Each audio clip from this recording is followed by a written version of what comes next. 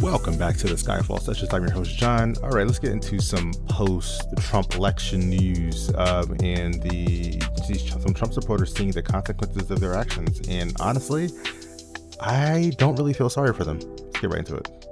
Donald Trump's voters every day seem to be getting hit with even more bad news. Some of them are already waking up to the consequences of their actions. Some of them are experiencing major issues with their personal relationships. Some are facing deportation, but many, however, remain in denial, even as Trump's plans come into focus.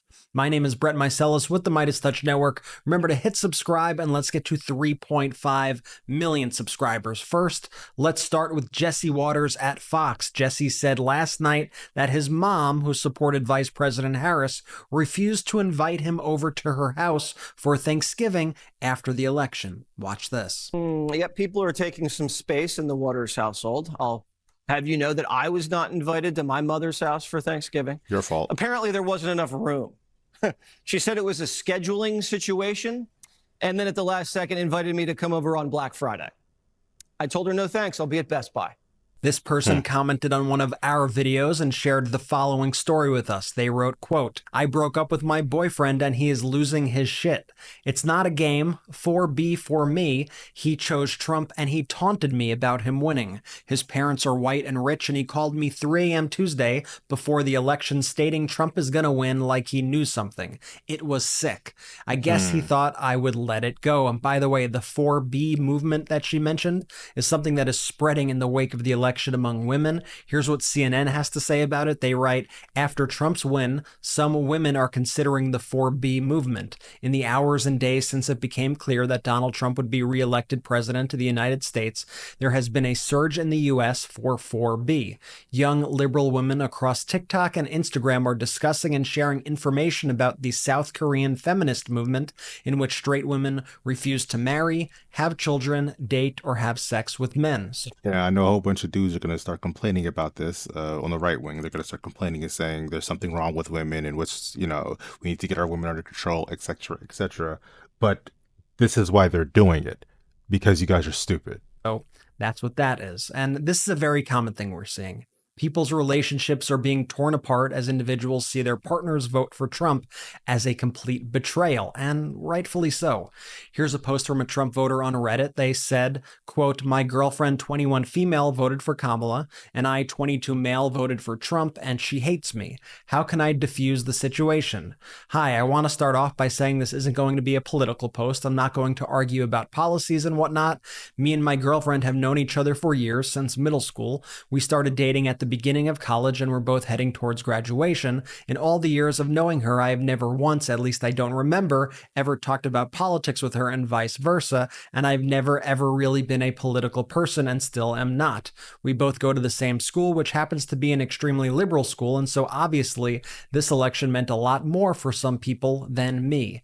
I come from a very conservative background. My parents have voted for Republicans their whole life and will to the day they die. The mass majority of my friends are liberal, with a group that are conservative, and I tend to be in the middle. The day of the election, I obviously voted for Trump, and I will say it wasn't an educated vote, but I voted for him after discussing with my parents on an hour-long phone call about voting, and in my mind, it wasn't going to matter. I thought Kamala was going to win, and my state was going to be blue no matter what. Fast forward about 2 days after the election, I slept over at my girlfriend's house. Everything went completely normal until the morning, where the first thing she does as we wake up is chastised me for my vote. The thing is, I will always listen to what she has to say, and I told her I appreciate how strongly she feels about it, which means she cares, and I am more than willing to listen to her viewpoint so I can understand where she is coming from. But even after that, she was still mad at me and kicked me out and has not responded to my texts in 24 hours. I don't really know what to do now, and I really wish I didn't vote at. Or maybe you should have been informed about politics, because politics is serious. It affects everybody's lives. It's part of your civic duty to understand what's going on. And then in this particular election, maybe research the fact that Trump is a wannabe dictator versus Kamala Harris, who's actually qualified for the job. Well, this is what happens when your girlfriend's freedom is literally on the ballot and you vote against her. Here's another story. This woman informed her sister that her husband, the sister's husband, voted for Trump, and now her sister is considering divorcing her husband. This voter asks, am I the a-hole for sharing that information? She writes the following, quote, my sister's husband and I have been best friends since childhood, so I was very happy when my sister married him because at his core, he is a good man. We have been friends for a really long time because we're both very sporty and like to go on runs, hike, play sports, etc. We rarely have any deep talks. We usually just joke around and have casual convos. For this election, he voted for Trump, which surprised me, and I asked if he had told our sister about it because my sister has a strong stance on it. He said he lied to her and that it wasn't a big deal and to let it go. Now, normally, I would have let it go because who he voted for doesn't really bother me. But since this was about my sister, I told him he either had to tell her or I would. He begged me not to tell, but I had no choice because ultimately my loyalty lies with my sister. I told my sister about it and now she is seriously considering divorce. This has also ruined my friendship with him even though I didn't want it to. However, my sister is very thankful I told her and she is also very sorry and apologetic that it has ruined my relationship with my best friend. Wow. Was I the a-hole? I think you did the right thing. Midas Mighty, what do you think? Let us know in the comments. Yeah, this is a Facebook post from a Latino for Trump voter who was upset to find out in a supermarket that the other Trump voters were looking forward to seeing him deported. Here's what he wrote, quote, so yesterday at Save-A-Lot, my wife, myself, and our 2 children were in the Spanish aisle looking for a spice when a man walked by and said something I didn't really understand what he said until my wife told me that he said something about pretty soon Trump's going to deport you. That is beyond rude to say to someone regardless of their origin. My wife's Puerto Rican and I'm Panamanian and Colombian. I support Trump. I voted for Trump. But with people like that, that's very ugly. I just wanted to put this out that if anybody knows anybody who could be that evil, just keep your mouth closed because at the end of the day, we all bleed red and it's disgusting to say to somebody regardless. I just woke up with this on my mind heavy and that's just really, really bothersome that people can still be like that. And the people who are like that on average are Trump supporters. They're on the Trump side. You're going to, obviously there's going to be people like that on the other side too. But on the Trump side, you're going to find a whole lot more because that is the party of hate. Yeah, I mean, I'm sorry you are finding out this way, but yes, that is exactly what Trump wants, and that is exactly what these other Trump voters want. You potentially voted for your own deportation and the deportation of your loved ones.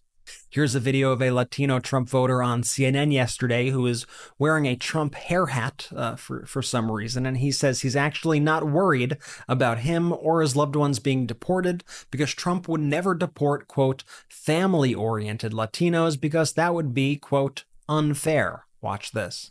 If they let in hundreds or thousands of people who already have criminal records, if deporting them creates a mass deportation, I'm all for it. But what if rounded up in all of that are people who work on a farm? They're doing the jobs that Americans don't want to do. Does that worry you? That wouldn't be fair. Of course, they need to make sure that they don't throw away, they don't kick out, they don't deport people that are family oriented. Why would you think that? You think there's a family-oriented exemption in Trump's plan for what he describes as bloody mass deportations, or the, quote, turbocharged denaturalization plans Stephen Miller says they're going to implement?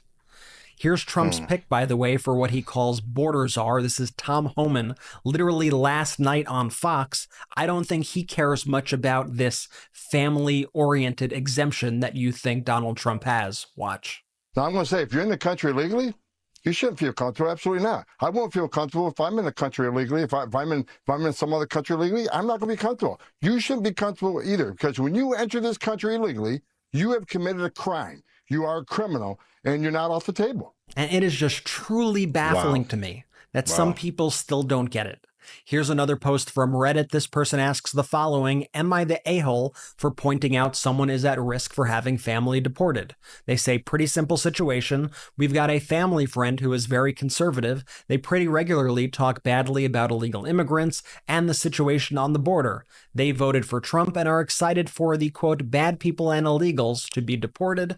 They are a first-generation immigrant. Their daughter-in-law is undocumented. After the election, they were crowing about the upcoming upcoming mass deportation, I asked if they were concerned for their son's family. Specifically, I asked something like, aren't you worried about what happens when your daughter-in-law is deported? What happens with your son and your grandkids? They took this badly, to say the least. Wow. Am I the a-hole? I think you are just being honest with them. You are telling it straight to them. They need honesty. And by the way, none of this is hypothetical. There are a million stories like this from the previous Trump administration. But I'll show you this one that I found quickly from 2018 on CBS News. The headline reads, quote, wife of former Marine to be deported to Mexico Friday after 20 years in the United States. That was 2018. And I'm telling you, he ain't slowing down now. This Meidas Touch follower told us the following, quote, I'm a senior man with no children, but with 5 nephews and nieces. I have an estate worth approximately $2 million, which is continuing to grow. And in my will, I left my nephews and nieces equal portions of it. I found out that my 4 nephews and 1 niece have voted for Trump. I have made an appointment with my estate planner to cut them out of my will and leave the bulk of my estate to my 1 niece, God love her, who voted for Kamala. Yes, it really doesn't make a difference in this country, but it gives me a certain satisfaction that these Trump supporters won't benefit from me. Consequences, folks. This next Trump voter on a Facebook gold and silver forum writes the following, quote, so I vote for Trump and he rewards us by crashing our precious metals and rewarding crypto guys? Great.